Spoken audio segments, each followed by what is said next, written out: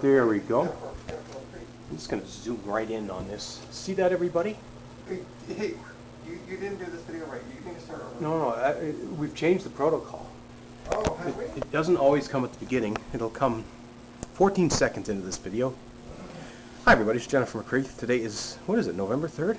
November 3rd. 2014. I'm standing, where are we? Coastal Inn? Something like that? Coastal Inn. Sackville, New Brunswick, Canada. Seems a lot of my videos originate from New Brunswick for some reason. I guess it's just unique, but you really are looking at an electric outlet in the ceiling of a hotel room. Not one, but two. There's one over here. I mean, I think they're discriminating against trans people because we're short. Not all of Do you want to say hi? We have the legendary foul-mouthed Transwomen of the Year, Trina Conrad from Halifax, Nova Scotia. I wasn't that fucking foul-mouthed. I don't know what the fuck you're fucking talking about. Like, fuckity fuck. I mean, you're a pretty tall girl, but if you stick your arm up to the roof, you can't reach that electricity. No, I'd have to stand on this You chair. have to be 7'5". You'd have to stand on like this chair. And that's here. dangerous. You don't. They want us to fall and break our necks just plugging in our whatever's computers. Well, then you need to Then the show good this ones lovely electrical. The ones down here is actually destroyed. Right. The faceplate on that's just broken. But seriously, no. This is actually it's a nice hotel. It's clean. You got a fridge. You got a microwave, a TV. Yeah, it's a really good You're in Sackville, New Brunswick, which is great. Why would we be here? Mount Allison University engaged our services to discuss trans issues at a sex and gender class for a 3-hour night class. And the class actually was quite tuned in for the most part. They were asking all sorts of questions. Except for your, They loved your part. Trina was swearing a lot in the class. Caught their attention, though. Trina was throwing candy into the audience as well. Almost hit one poor girl in the head that wasn't paying attention.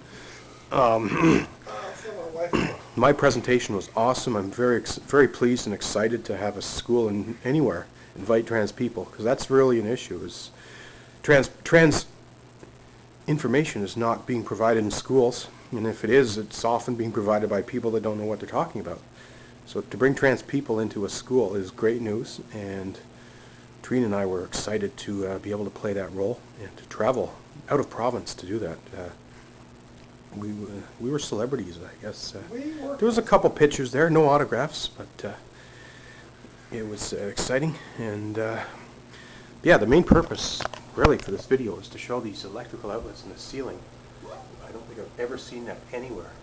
And not only one, but two. Two. Are there more over here? No, There's a smoke alarm there. Well, that makes sense to me.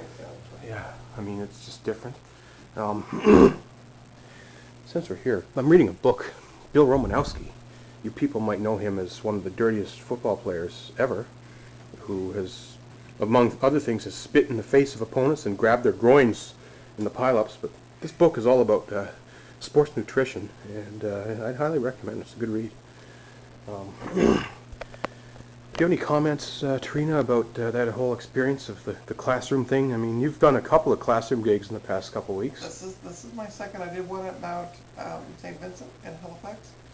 Yeah. So this is my second school and my second Mount. Yeah. Mount Allison this time.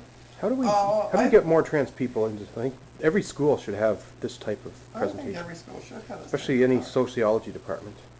Sociology or anybody with a gender study class. Yeah, gender studies. Even I've spoken at folklore. I mean. Right. But yeah, it's. Yeah, I think this is a good topic. I think it should be covered in a lot more classes.